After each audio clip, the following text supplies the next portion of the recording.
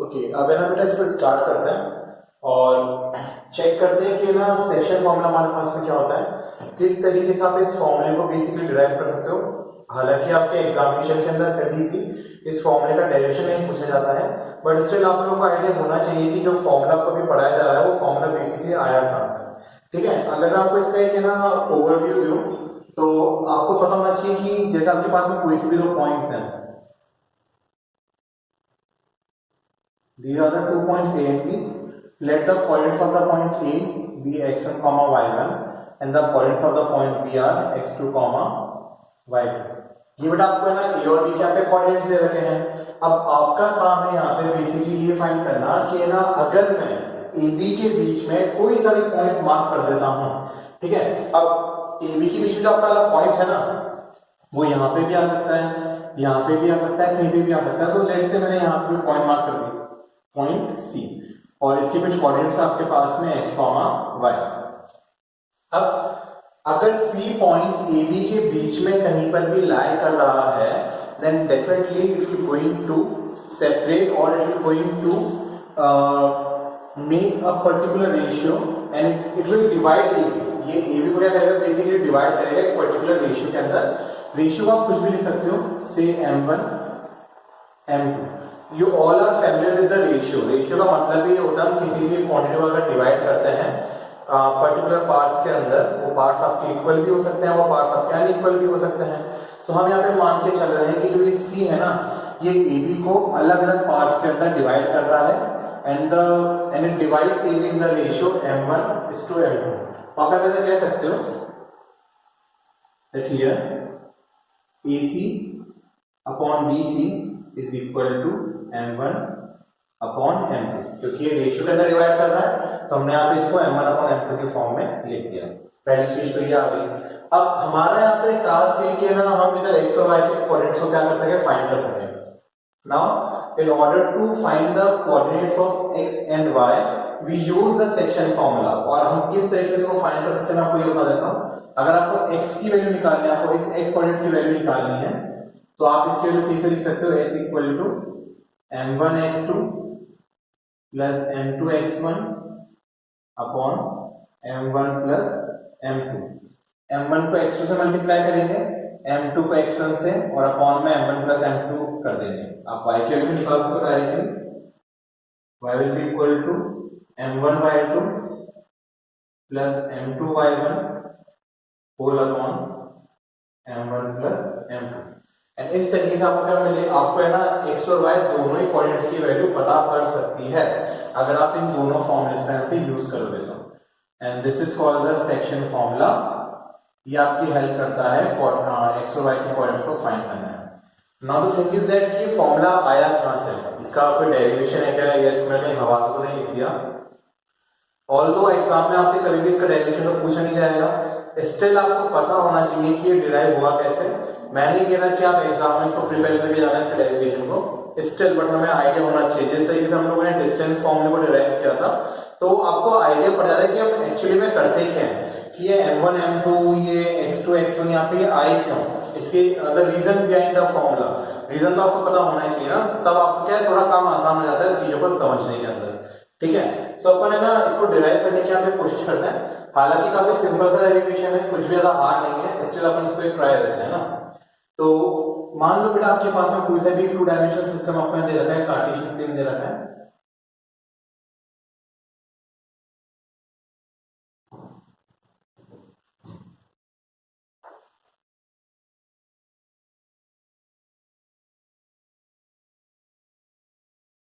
This is x axis and this is y axis. अब अपन क्या करते हैं ना, इसी पर्टिकुलर चीज को इधर रिप्रेजेंट करने की कोशिश करते हैं। मैं थोड़ा सा इंक्लाइंड फॉर्म में रिप्रेजेंट करवाना चाह रहा हूं ताकि इसको फाइंड करना थोड़ा आसान हो जाए हमारे लिए। ठीक है, इस यहां पे इसको आप ए कोऑर्डिनेट मार्क कर देना।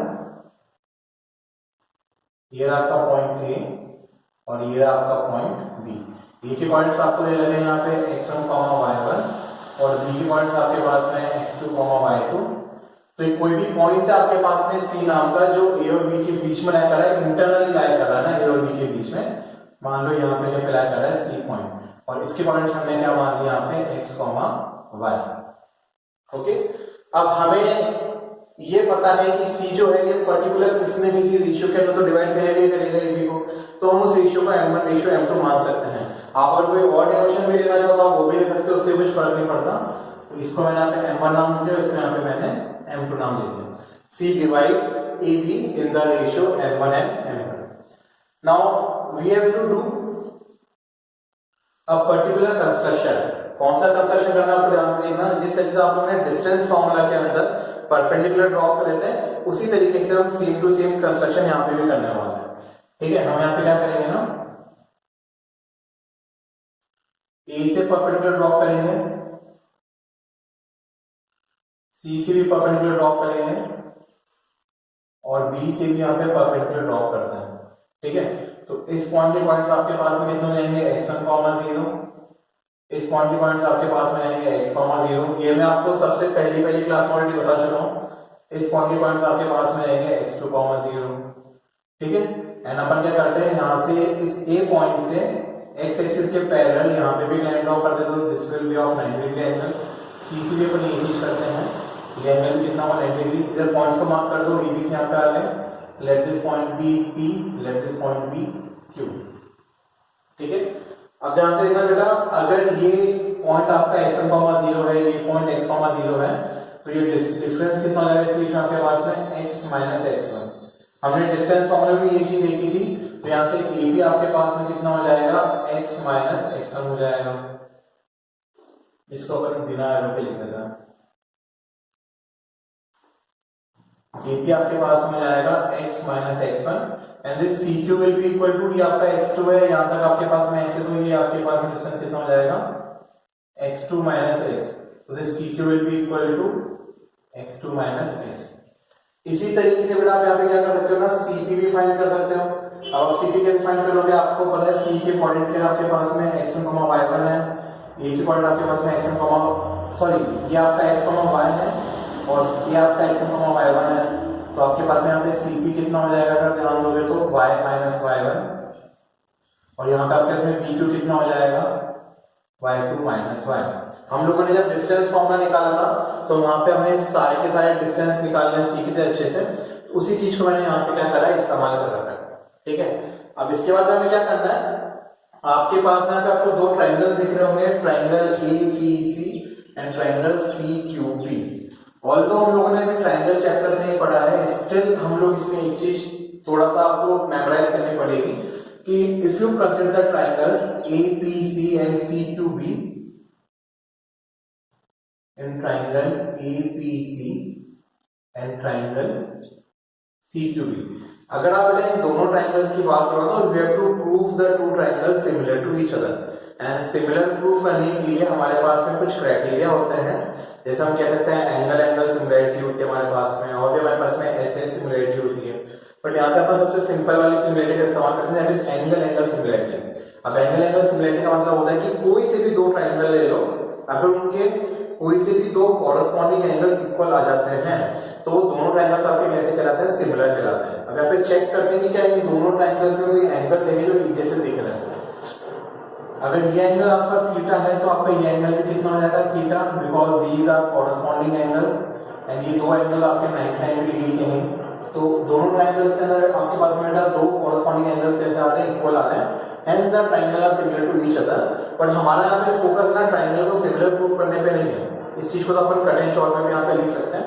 सो we can say that triangle APQ, या फिर आप चाहो तो एंगल्स भी मार्क कर देना ना अगर आप और डिटेलिंग करना चाहते हो तो, और अगर नहीं भी करना चाहते तो आप डायरेक्टली भी लिख सकते हो। By A is similarity, A का मतलब होता है एंगल, दो एंगल्स इनके इक्वल है ना corresponding, that's why it is called A।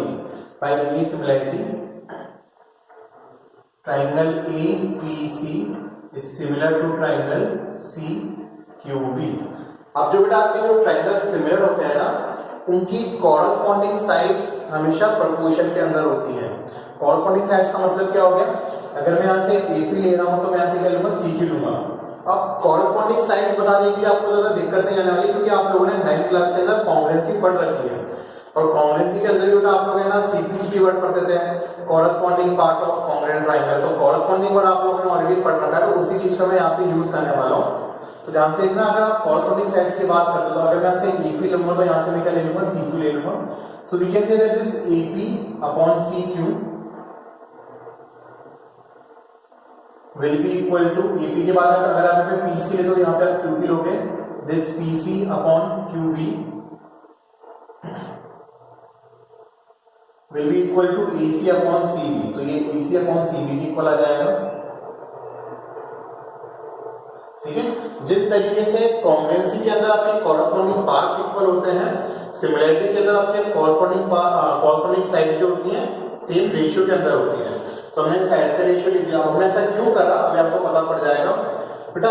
AP upon CQ, अब है ना एपी आपके पास में कितना लिखा था हम लोगों ने, यहाँ पे AP is x minus x one.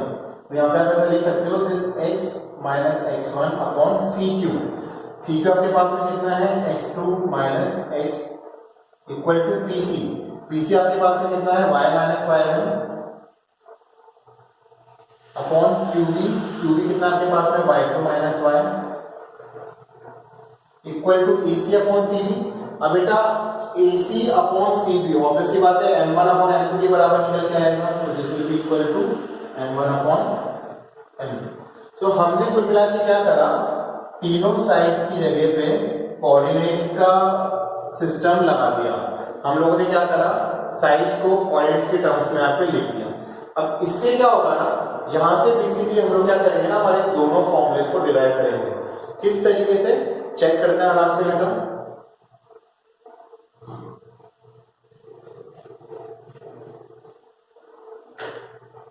अब देखो ये तीनों ही फ्रैक्शंस आपस में इक्वल है ना, सो हम एट ए टाइम कोई सी भी दो वैल्यूज को यहाँ पे कंसीडर करने वाले हैं। वो दो वैल्यूज कौन सी होंगी, ये दो वैल्यूज वो होंगी जो हमें हमारे फॉर्मूले तक पहुंचाएंगी।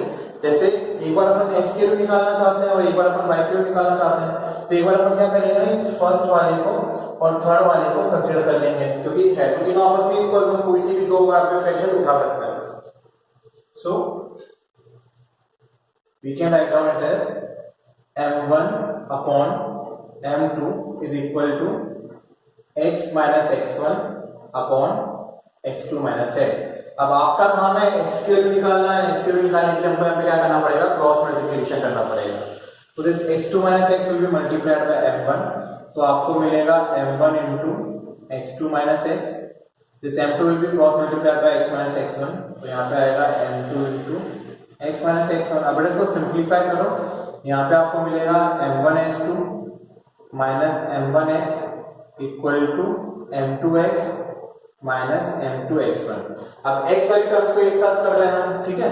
तो इस m1x को ट्रांसपोज कर दो राइट हैंड साइड में और m2x1 को ट्रांसपोज कर दो लेफ्ट हैंड साइड में, तो आपको यहाँ पे मिलेगा m1x2 plus m2x1 is equal to m2x plus m1x। अब देखो इस चीज को हम पहले लिख सकते हो, यहाँ से आपके पास में x कॉमन आ रहा है, x कॉमन निकालो तो अंदर आपके पास में क्या बच जाएगा, m1 प्लस m2 बच जाएगा। m2 प्लस m1 लिखोगे, m1 प्लस m2 लिखो, बात एक ही, क्योंकि एडिशन जो होता है आपका कॉम्यूटेटिव होता है। और यहाँ आपके पास में क्या बच गया, m1x2 प्लस m2x1। इस m1 प्लस m2 को पूरे ब्रैकेट को क्रॉस मल्टीप्लाई कर देना, तो यहाँ से x आपके पास में क्या निकल के आएगा, m1x2 plus m2x1 whole upon m1 plus m2। और अभी जब आपको स्टार्टिंग के अंदर मैंने सेक्शन फॉर्मूला लिख के बताया था, तो मैंने x के लिए इसी एक्सप्रेशन का यहाँ पे यूज किया था। इसी तरीके से अगर आप बेटा y minus y1 upon y2 minus y को m1 अपॉन m2 के इक्वेट करोगे ना, और इसी प्रोसीजर को पूरा फॉलो अप करोगे, तो आपके पास में y की भी जो वैल्यू निकल जाएगी, तो मैं डायरेक्टली लिख देता हूँ, उसको मैं पूरा सॉल्व नहीं करना, आप लोग खुद ट्राई कर सकते हो। y आपके पास में निकल के आएगा m1 y2 plus m2 y1 whole upon m1 plus m2। And इस तरीके से आपके पास में आपका सेक्शन फॉर्मूला डिराइव होता है।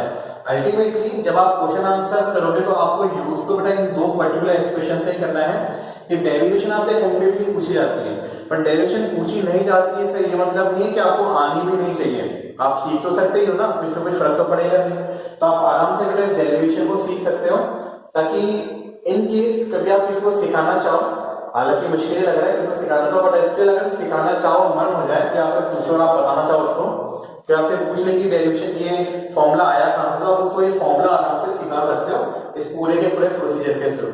ओके, सो इसको एक बार बहुत अच्छे से देखना एक एक स्टेप को। यहाँ पे जो मैंने सब्ट्रैक्शन वगैरह कराई है, हम लोगों ने ऑलरेडी डिस्टेंस फॉर्मूले के टाइम पे सीख रखा है, तो आप एक बार उस वीडियो के अंदर भी इसको ट्राई आउट करके देख लेना कि किस तरीके से हम इस कोऑर्डिनेट्स को आपस में सब्ट्रैक्ट करते हैं। वहां पे एकदम बहुत डिटेलिंग के अंदर समझा रखा है। ठीक है, so this is basically the section formula. So section फॉर्मूले में बेटा आपके पास में एक स्पेसिफिक केस होता है, that is called the mid point formula. अब एक मिड पॉइंट फॉर्मूला किस तरीके से सेक्शन फॉर्मूले से रिलेटेड अपन यहाँ पे चेक करते हैं। देखो, मिड पॉइंट का एग्जैक्ट मीनिंग आप लोग को भी पता ही होना चाहिए कि कोई चीज जो एग्जैक्टली बीच के अंदर लाई करती है, ठीक है ना। फॉर एग्जांपल जैसे मान लो कि कोई रेसिंग हो रही है 100 मीटर की, एंड एक पार्टिसिपेंट आपका 0 मीटर पे खड़ा हुआ है और एक पार्टिसिपेंट आपकी 200 मीटर की रेसिंग मान लेना, ठीक है ना। एक पार्टिसिपेंट आपका 0 मीटर पे खड़ा है और एक पार्टिसिपेंट आपका 100 मीटर पे खड़ा है। थर्ड पार्टिसिपेंट को अपन ने क्या कर रखा है ना, 50 मीटर के ऊपर खड़ा कर रखा है, सो दैट जो पार्टिसिपेंट आपका, जो एथलीट आपका 50 मीटर पे खड़ा होगा वो 0 और 100 के एग्जैक्टली बीच में होगा, और उसके दोनों तरफ है ना 50-50 मीटर का क्या होगा, गैप होगा। So that is the mid point. इसी चीज को अपन यहाँ पे इंप्लीमेंट करते हैं कि मान लो आपके पास में कोई सी आपके दो कोऑर्डिनेट्स हैं, ये रहा पॉइंट ए, ये रहा पॉइंट बी। पॉइंट ए के पॉइंट्स आपके सेम ही है, x1, y1। पॉइंट बी के पॉइंट्स आपके पास में x2, y2, और कोई पॉइंट है c जो एग्जैक्टली बेटा कहां पे लाया करता है, a और b के बीच में लाया करता है। अब अगर कोई सा भी पॉइंट या कोई सी भी वैल्यू एक पर्टिकुलर लेंथ को दो इक्वल रेशियो में डिवाइड करती है, तो इक्वल रेशियो हमेशा 1 और 1 से निकल के आते हैं, क्योंकि रेशियो का मतलब ही होता है कि डिवाइड करना। अगर मैं आपको बोलूं कि AC और BC दोनों ही बराबर बराबर है, तो जब आप दो सेम चीज को आपस में डिवाइड करोगे तो आपके पास में आंसर किसके बराबर आएगा, 1/1 के बराबर से निकल के आएगा। So if C lies in the midpoint of A and B, if C lies in the midpoint of A and B, then ये जो बेटा अपन ने पहले M1 माना था ना, ये M1 भी किसके बराबर हो जाएगा, 1 के बराबर, और ये M2 होगा ये भी किसके बराबर हो जाएगा, 1 के बराबर, क्योंकि AC अपॉन BC तो आपके पास में 1 ही निकल के आने वाला है ना, क्योंकि आपकी जो वैल्यू है वो मिड के ऊपर आया करके होता है ना। जब अपन भाई बहन जो होते हैं जो चॉकलेट के लिए लड़ाई वगैरह करते हैं, तो एकदम जैसे हम लोग तो करते थे भाई, मैं और मेरा ब्रदर जब थे ना, तो पहले जब कोई से टॉफी वगैरह चॉकलेट वगैरह आती थी, तो हम पता है स्केल से मेजर करके ना चीजों को बीच में से तोड़ते थे, ताकि किसी को भी ना ज्यादा नहीं मिल जाए, फिर लड़ाई हो जाती थी। इस वजह से हम लोग क्या करते थे ना, स्केल लेते थे और फिर स्केल को एकदम बीच में रख के उसके मिड पॉइंट को मार्क करके मैंने ऐसे इसको काट के, मतलब भयंकर लड़ाई हो जाती थी दोनों भाइयों के बीच में, चक्कर में ऐसा भी करना पड़ता था। वही चीज यहाँ पर है कि C को हमने एग्जैक्टली A और B के बीच में रखा है कि ताकि AC और BC दोनों कैसे आ जाए, बराबर आ जाए। और अगर दोनों बराबर होंगे तो उनका रेशियो भी कैसे निकल के आएगा, हमेशा 1 ही निकल के आएगा। तो दिस यहाँ पे आपके पास में M1 की वैल्यू भी कितनी है, 1 ही है, और यहाँ पे M2 की वैल्यू कितनी है आपके पास में, 1 ही है। Now you need to find the coordinates of x and y। अब आपको x और y कोऑर्डिनेट्स की वैल्यू फाइंड करनी है।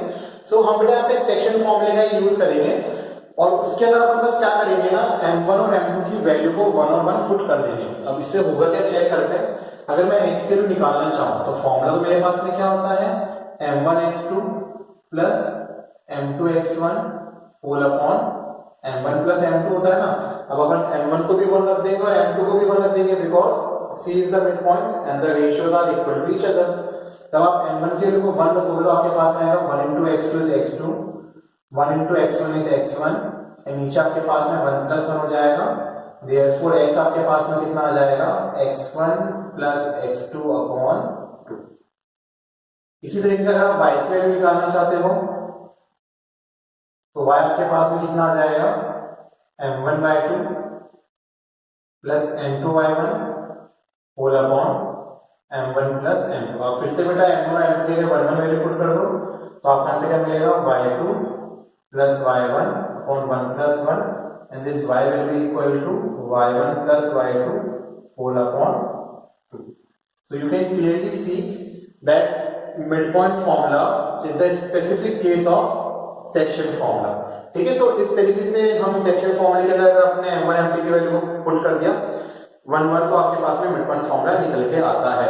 सो क्वेश्चन आपका बेटा सेक्शन फॉर्मूला में भी पूछा जा सकता है, या क्वेश्चन आपका मिड पॉइंट फॉर्मूले के ऊपर भी पूछा जा सकता है, या हो सकता है कि दोनों को मिक्सअप करके भी आपके पास में क्वेश्चन आ जाए। हालांकि आपकी बुक के अंदर मिक्सअप करके क्वेश्चन दे रखा है, ऐसे क्वेश्चन भी है जहां पे आपको सेक्शन फॉर्मूला और मिड पॉइंट फॉर्मूला दोनों को एक साथ यूज करना रहेगा।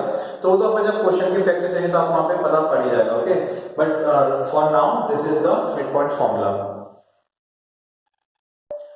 सो अब बेटा जो क्वेश्चन है वो अब आपके पास में हो सकता है कि सिर्फ सेक्शन फॉर्मूले का है, या हो सकता है कि इस क्वेश्चन आपका सिर्फ मिड पॉइंट फॉर्मूले का है, हो सकता है कि आपके पास मिक्सअप फॉर्मूले में भी मिक्सअप फॉर्मूले आपके इसमें क्वेश्चन आ सकता है। ठीक है, तो अपन एक बेसिक क्वेश्चन से पहले स्टार्ट करेंगे जिसके अंदर आपके पास में नॉर्मल सेक्शन फॉर्मूले के ऊपर ही आपको क्वेश्चन दे रखा है। बुक का ही एग्जाम्पल है आपका, ध्यान से देखना उसको, तो आपको पता पड़ेगा कि आप किस तरीके से डायरेक्टली फॉर्मूले का यूज कर सकते हो। जैसे आपको बुक में एग्जांपल नंबर 4 दे रखा है that find the coordinates of the point which divides the line segment joining the points 4, -3। तो आप एक पॉइंट को मार्क कर दो a दैट इज 4, -3, और एक पॉइंट को मार्क कर दो b that is 8, 5, and the point जिसके हमें कोऑर्डिनेट्स फाइंड करने हैं वो इन दोनों पॉइंट्स को जॉइन करने वाली लाइन को 3:1 के फॉर्म में 3:1 के रेशियो में डिवाइड कर रहे हैं। ठीक है ना, the point divides the line AB in the ratio of 3 and 1 internally, मतलब ये बीच में लाई करेगा पॉइंट है ना, कहीं ना कहीं। इसको अगर आप ड्रॉ करना चाहो तो इसको ड्रॉ भी कर सकते हो बड़े इजीली। मान लो आपका ए पॉइंट है, यहाँ पे कहीं का आपको बी पॉइंट दे रखा है। सो ए पॉइंट के पॉइंट्स आपके 4, -3, बी पॉइंट के पॉइंट्स आपके पास में 8, 5।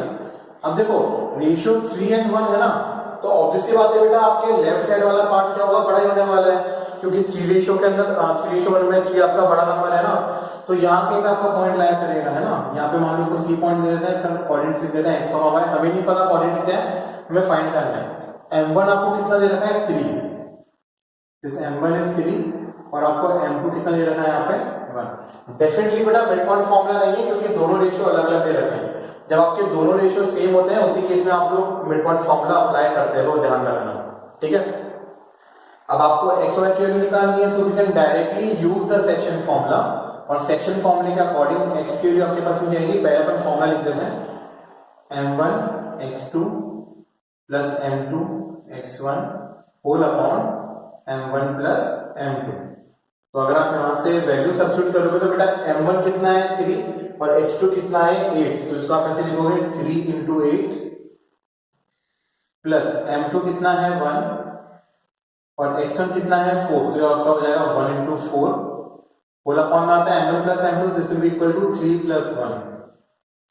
तो जब इसको आप सॉल्व करोगे तो आपका यहाँ पे x कितना मिलेगा 24 + 4 upon 4, this will be equal to 28/4, and यहां से आपके पास में x कितना निकल के आ जाएगा 7 निकल के आ जाएगा। तो हमें C पॉइंट का x कोऑर्डिनेट तो पता पड़ गया 7। अब हम इसका y कोऑर्डिनेट निकालते हैं। y निकालने के लिए अपन y वाला सेकंड फॉर्मूला लगा देंगे, that is m1/2 plus m2/1 whole upon m1 plus m2। तो जब आप ऐसे y निकालोगे तो आपको वापस से वैल्यू सब्स्टिट्यूट करनी है। m1 की जगह पे 3 डालेंगे और y2 की जगह आपके पास में क्या आएगा 5 आएगा, this will be equal to 3 × 5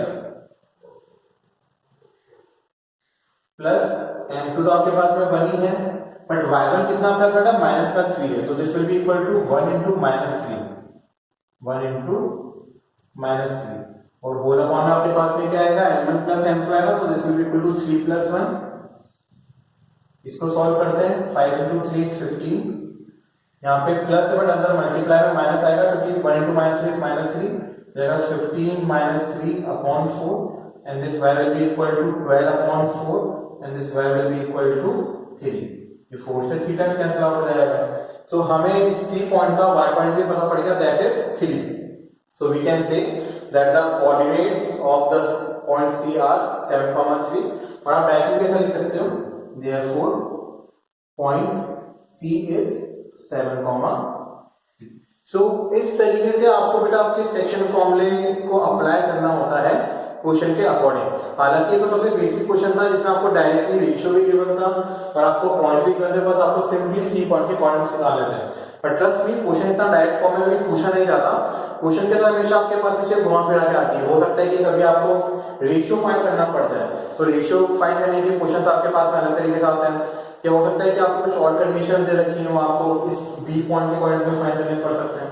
तो ये सब कुछ हमें ना बेसिकली इम्प्रोवाइजेशन करना पड़ेगा फॉर्मूले के अंदर, क्योंकि कोई भी फॉर्मूला सिर्फ एक सिंगल पर्टिकुलर चीज फाइंड करने के काम नहीं आता। आप उसको आगे पीछे करके ट्रांसपोज, क्रॉस मल्टीप्लाई, कुछ ना कुछ करके आप उसमें और भी चीजें फाइंड कर सकते हैं। Okay, so this is how you will implement section formula